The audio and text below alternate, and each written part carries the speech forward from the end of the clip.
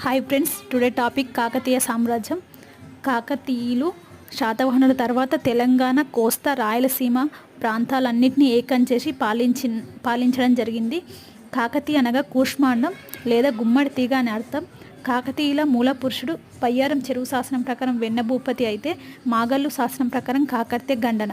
బయ్యారం చెరువు శాసనాన్ని వేయించింది మైలాంబ, ఈవిడ గణపతి దేవుని సోదరి.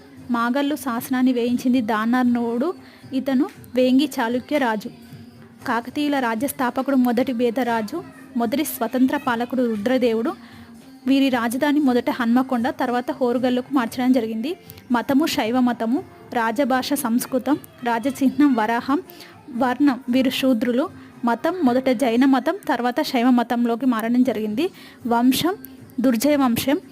వీరిలో కాకతీయులలో గొప్పవాడు గణపతి దేవుడు, చివరివాడు రెండవ